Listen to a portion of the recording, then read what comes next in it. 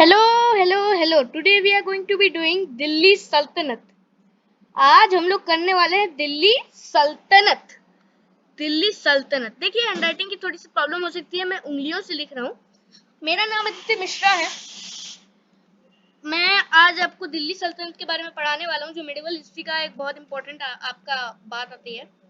तो ये आपके रूलर्स हैं, ठीक है। जलालुद्दीन खिलजी है, अलाउद्दीन खिलजी और भी कई रूलर्स, ठीक है। सबके बारे में बात करूंगा मैं। अभी हम लोग स्लेव डायनेस्टी की पहले बात कर लेते हैं, ठीक है। किसके बारे में? स्लेव डायनेस्टी के बारे में। तो अब हम लोग स्लेव डायनेस्टी के बारे में बात करने वाले हैं। किसकी? Slave dynasty. कुतुबुद्दीन ऐबक है ये, और ये इल्तुतमिश है, शामसुद्दीन इल्तुतमिश, ठीक है। और ये 1206 से लेके 1290 तक का था ये डायनेस्टी। देखिए जो दिल्ली सल्तनत है ना, दिल्ली सल्तनत, इसको जो है 5 डायनेस्टीज में बांटा गया है। पहली तो आपकी स्लेव डायनेस्टी आती है, दूसरी आपकी खिलजी आती है, और फिर आपकी कौन आते हैं बताइए? फिर आपके आते हैं तुगलक, तुगलक के बाद सैयद, सैयद के बाद लोदी। तो अभी हम लोग स्लेव डायनेस्टी की बात करेंगे। उसमें टेबल ऑफ रूलर्स के बारे में हम लोग अभी बात करने वाले। टेबल: कुतुबुद्दीन ऐबक है पहले, फिर शामसुद्दीन इल्तुतमिश, फिर रजिया सुल्ताना, फिर आपके गयासुद्दीन गयासुद्दीन बलबन, ठीक है। गयासुद्दीन बलबन। कुतुबुद्दीन ऐबक का टाइम था 1206 से लेकर 1210। इल्तुतमिश का 1211, 1211, एक साल का डिफरेंस है, बताता हूँ क्यों। और 1236 तक का, ठीक है। और इल्तुतमिश खत्म। फिर रजिया सुल्ताना 1236 से लेकर 1240, रजिया सुल्ताना। बलबन, गयासुद्दीन बलबन 1266 से लेकर 1288, बलबन। फिर आपके आते हैं कुतुबुद्दीन ऐबक। कौन आता है? कुतुबुद्दीन ऐबक, जिसके बारे में हम सबसे पहले बात करेंगे। वो जो टर्किश फैमिली में बॉर्न हुए थे, टर्किश, ठीक है। He was the slave of Ghori. After Ghori conquered India, he left his slave Kutubuddin Aibak take care of his land. पहले हम लोग ये करेंगे, फिर मैं आपको स्टोरी समझाऊंगा। After the death of Ghori, he declared himself independent. He ruled for 4 years. He died while playing polo. तो अभी हम लोग जरा स्टोरी समझ लेते हैं, इसकी क्या है स्टोरी। तो देखिए, समझिए ये इंडिया है, रुकिए, समझिए ये इंडिया है। क्योंकि अभी आपको अच्छे से नहीं दिखेगा, मैं जरा वो कर देता हूँ, पेन को जरा डार्क कर लेता हूँ ताकि आपको दिख सके। तो यहाँ पे आप देखिए, यहाँ पे ये आपका इंडिया आता है। इंडिया में ऊपर आपको कौन मिलेंगे? दिल्ली। दिल्ली में कौन था? एक समय बहुत पहले तोमर राजपूत हुआ करते थे। कौन थे? तोमर राजपूत। और उनके ही ऊपर थे अजमेर में कौन? चौहान। तो चौहान और इनके बीच में फॉर्ट हुआ, और तोमर राजपूत खत्म हो गए और चौहान बड़े हो गए, मतलब उनका एम्पायर बड़ा हो गया। लेकिन क्या हुआ कि फॉरेन इन्वेजन होने लगे। फॉरेन इन्वेजन हुआ, पहला तो गजनी का हुआ। किसका? गजनी का। किसका हुआ? गजनी का। गजनी जो आपका गजनवी डायनेस्टी से आया था, उसका नाम असलियत में गजनी नहीं था, उसका नाम महमूद था। वो आया, वो ऐसे करके और रूट करके गुजरात से होते हुए वो वापस अपने रास्ते चला गया। इतना बड़ा लूट पाट किया था, ठीक है। उसने कुछ लूटा वूटा नहीं था। फिर आपका घोरी आया। कौन आया? घोरी। घोरी। तो अब घोरी घोरी आया। घोरी नाम उसका नहीं था, उसका भी नाम मोहम्मद था, लेकिन घोरी उसका कैपिटल का नाम था। तो घोरी अटैक करता है यहाँ पे राजपूतों पे, और घोरी जीत जाता है। पहली बैटल तो आपके राजपूत जीत जाते हैं, लेकिन दूसरी बैटल घोरी जीत जाता है। फिर वो इंडिया को पूरा लैंड जो नॉर्दर्न वाला था उसको पूरा कॉन्कर कर लेता है। फिर उसको लगता है कि अब इराक, ईरान या फिर अफगान साइड पे जाने का टाइम आ गया है। तो वो अपने जनरल कुतुबुद्दीन ऐबक और साथ ही में स्लेव को छोड़ देता है, कुतुबुद्दीन ऐबक को, ताकि वो रूल करे, ठीक है। वो इतने बड़े एरिया में रूल करता रहा। लेकिन फिर घोरी की डेथ हो गई। किसकी डेथ हो गई? घोरी की। तो अब घोरी की डेथ हो गई तो कुतुबुद्दीन ऐबक ने अपने आप को इंडिपेंडेंट डिक्लेयर कर दिया। अब वो 4 साल के लिए रूल करता है। 4 साल में क्या होता है कि 1210 में जो है, कौन से ईयर में? 1210 में उसकी डेथ हो जाती है। कैसे? पोलो खेलते खेलते वो मर गया था। कैसे? वो घोड़े से गिर गया था, इसकी वजह से उसकी डेथ हो गई थी। तो अब देखिए हम लोग किसके बारे में बात करते हैं, अभी बताता हूँ। उससे पहले जरा ब्रेक लेना है। जस्ट 10 मिनट का ब्रेक लूंगा मैं, फिर आ जाऊंगा।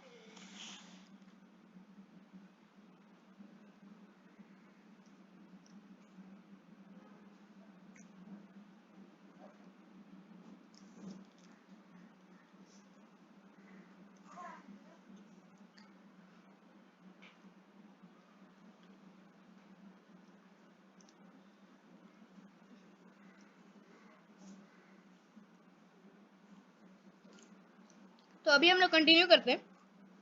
अभी हम लोग अपना जो है हमने इल्तुतमिश कंप्लीट कर दिया, सॉरी कुतुबुद्दीन हमने कंप्लीट कर लिया, कुतुबुद्दीन हमने कंप्लीट कर लिया। तो अभी हम लोग इल्तुतमिश की बात करेंगे। किसके बारे में?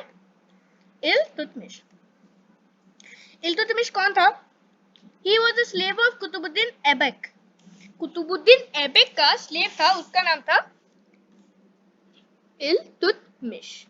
तो आप सोचोगे कि कुतुबुद्दीन ऐबक तो घोरी का स्लेव था, तो इसीलिए घोरी का स्लेव की स्लेव, यानी कि उसको स्लेव ऑफ स्लेव कहा जाता है, इसीलिए वो लॉन्गेस्ट रूलर था स्लेव डायनेस्टी का।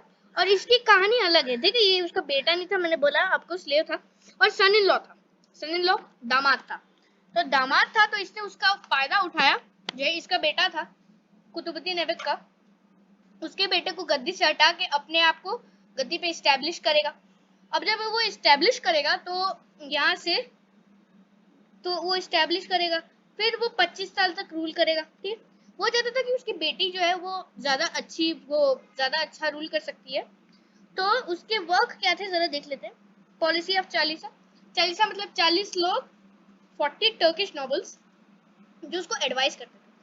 इक्ता की पॉलिसी यानी कि land revenue policy, land revenue system को उसने एस्टेब्लिश किया था। उसने अपना कैपिटल लाहौर से दिल्ली चेंज किया था, इसीलिए उसको दिल्ली सल्तनत का रियल फाउंडर माना जाता है। ही इंट्रोड्यूस 2 कॉइन्स, टंका किया और जीतल किया। ठीक है, अभी हम लोग रजिया सुल्ताना की बात करेंगे। वो डॉटर थी। क्या था कि जो इल्तुतमिश की डेथ के बाद उसकी बीवी ने जो है उसके बेटे रुकुद्दीन को बना दिया था, लेकिन रुकुद्दीन जब दक्कन के पास गया तो उसकी डेथ हो गई, और रजिया ने वो दिल्ली में अपना एम्पायर खड़ा कर लिया, और सॉरी अपने को सुल्ताना डिक्लेयर कर दिया। ठीक है, वो लास्ट और फर्स्ट मुस्लिम लेडी थी। नोबल्स कहते थे उस समय कि women can not be a ruler, मुस्लिमों में यही था। उसने जो है अल्तुनिया से शादी की थी। उसका छोटा उसका सॉरी उसका वो था, फ्रेंड था। उसने वो जो है उसके ब्रदर बहराम खान ने उसको मार दिया। ठीक है, फिर आता है बलबन। अब आप बोलोगे कि बलबन क्या बहराम खान ही है? नहीं, वो बहुत, देखिए नसीरुद्दीन जो था, नसीरुद्दीन कौन? रूलर आफ्टर रजिया बहराम खान बहुत ज्यादा बाद नजीरुद्दीन आता है। नजीरुद्दीन के जो है ना प्राइम मिनिस्टर थे बलबन। कौन था? बलबन। तो अब जब बलबन था बलबन था तो नसीरुद्दीन की जब डेथ हुई तो इसने अपने आप को सुल्तान डिक्लेयर कर दिया। और जब इसने सुल्तान डिक्लेयर किया, वो एक क्रूअल रूलर था। ठीक है, उसका एम्पायर दिल्ली से लेके बंगाल, राजस्थान से लेके ग्वालियर, बहुत बड़ा था एम्पायर उसका। जो इसने स्पाई सिस्टम को इंट्रोड्यूस करवाया था, आयरन ब्लड की पॉलिसी उसने, और नवरोज फेस्टिवल जो है ना आपका कहाँ पे आता है बताइए? नवरोज फेस्टिवल आपका इराक ईरान साइड में आता है। फिर हम लोग बात करेंगे अभी खिलजी डायनेस्टी की। देखिए मैंने आपको बताया था ये दूसरी डायनेस्टी है, सेकेंड डायनेस्टी है ये। किसकी? दिल्ली सल्तनत की। अभी हम लोग को 3 और करनी है, सॉरी अभी 4 और करनी है खिलजी को मिला के। 1290 से 1230, बहुत कम, 30 ईयर्स ओनली, 30 ईयर्स सिर्फ इस 30 ईयर्स था। इसमें 20 ईयर्स तो आपके अलाउद्दीन खिलजी ने ही बिता दिए। तो खिलजी डायनेस्टी में सिर्फ 2 ही रूलर इंपॉर्टेंट है, जलालुद्दीन और अलाउद्दीन खिलजी।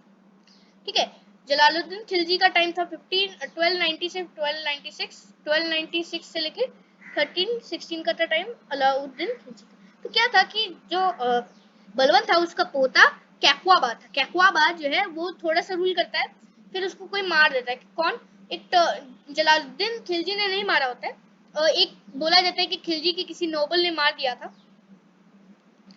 और जलालुद्दीन खिलजी फिर अपना न्यू एम्पायर एस्टेब्लिश करता है, खिलजी डायनेस्टी, और वो बहुत बड़ा नहीं होता है। और अभी हम लोग बात करते हैं जलालुद्दीन खिलजी। वो खिलजी डायनेस्टी का फाउंडर था। बहुत कम है इसके बारे में इंफॉर्मेशन। उसने एक्सेप्ट किया था कि इंडिया जो है कभी भी इस्लामिक कंट्री नहीं बन पाएगा। क्यों? इंडिया में बहुत वास्ट पॉपुलेशन थी हिंदूज की, उस समय भी थी और आज भी है। अलाउद्दीन खिलजी, ठीक है।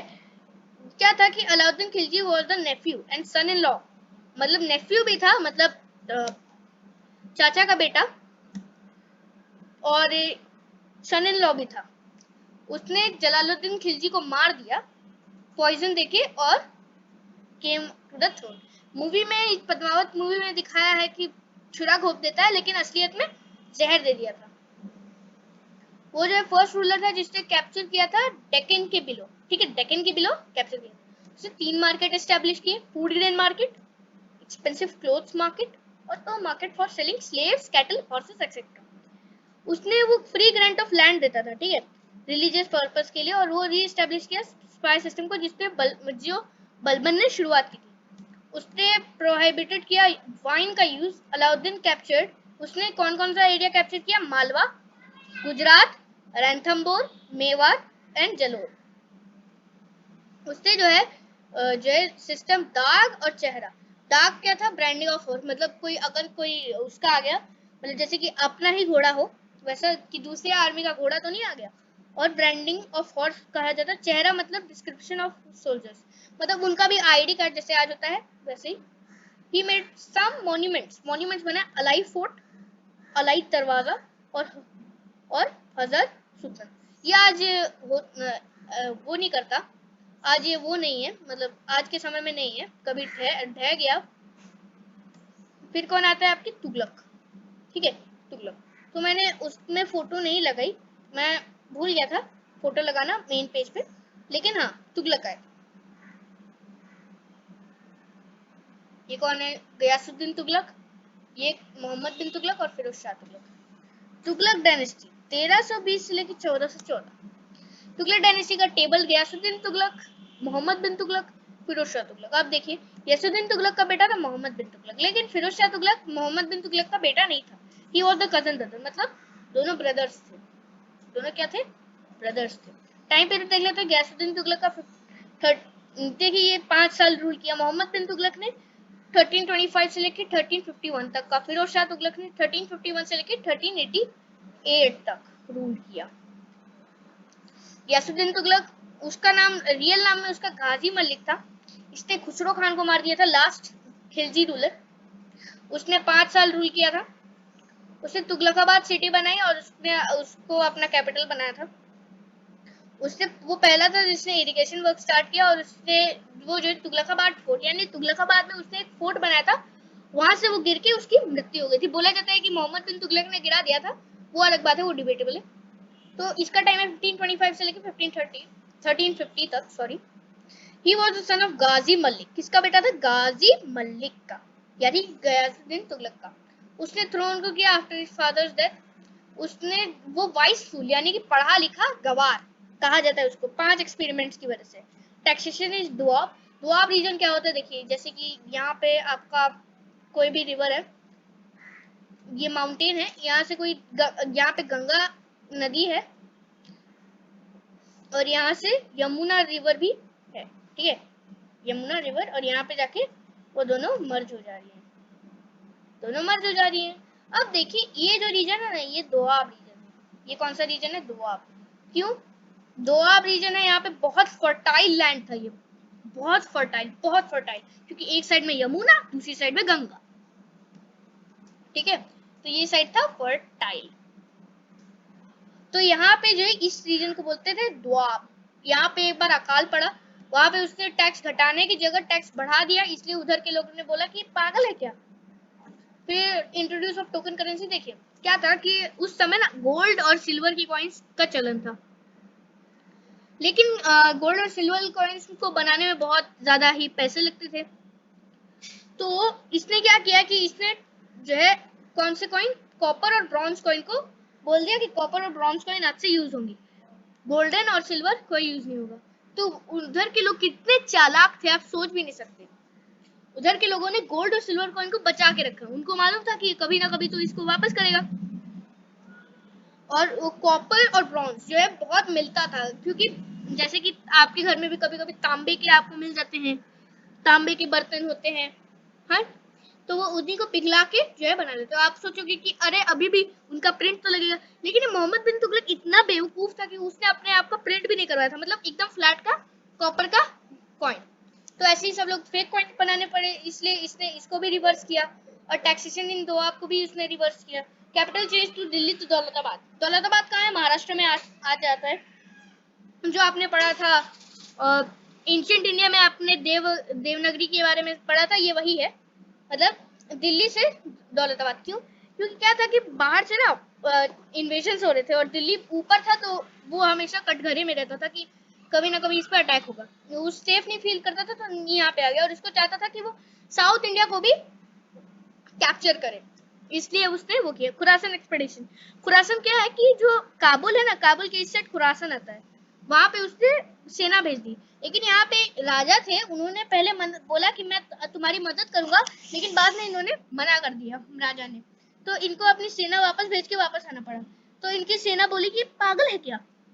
तो फिर कुराचिल, कुराचिल चाइना में आता है, ठीक है, वहां पे भी अटैक करने गए थे, और वहां से भी इनको वापस आना पड़ा, इसलिए इधर के भी सेना ने बोला पागल है क्या ये, और ही डाइड इन 1350। फिर कौन आता है आपके? फिरोज शाह तुगलक, जो सबसे ज्यादा रूल करते हैं तुगलक डायनेस्टी में। He was the cousin brother of Mohammad, ठीक है, मोहम्मद बिन तुगलक की बात हो रही है यहाँ पे। आफ्टर हिज कजन ब्रदर्स, यानी फिरोज शाह तुगलक उसका कजन ब्रदर था, और वो भी इसका cousin brother, that he came to the throne, वो throne में आया। Firoz was also known as prince of builders, उसने बहुत सारी जगह बनाई और मॉन्यूमेंट्स बनाए। हिस्सर नाम की जगह है, फिरोजापुर नाम उसने बनाया, फतेहाबाद, जौनपुर, ठीक है, और साथ में फिरोजाबाद जो उसका कैपिटल था। Firoz Shah also made iqtadari system hereditary, यानी कि अगर कोई जैसे कि सेना वाला है, जैसे कि आप कह लीजिए सोल्जर है, उसका बेटा भी सोल्जर बनेगा, उसका भी बेटा सोल्जर बनेगा, ये उसने हेरिडेटरी कर दिया। उसने 4 न्यू टैक्सेस, खरच, land tax equal to 1/10 of the producer, मतलब अगर समझिए आपने कोई लैंड खरीदी जो है, उसका जो है ना 1/10 पार्ट जो है रूलर को जाएगा। जकात एंड खाम्स, जकात क्या था? 2/5, जैसे कि अगर कोई कॉन्कर करके आ रहे, जैसे कि जो है ये जहाते थे, ये बहुत वो थे, आई मीन बहुत वैसे जनरल नहीं थे, गुड जनरल नहीं थे, तो ये जहाँ पे भी जाते थे हार के आ जाते थे, तो इनको जो है टैक्सेस से इनका रोजी रोटी चलता था।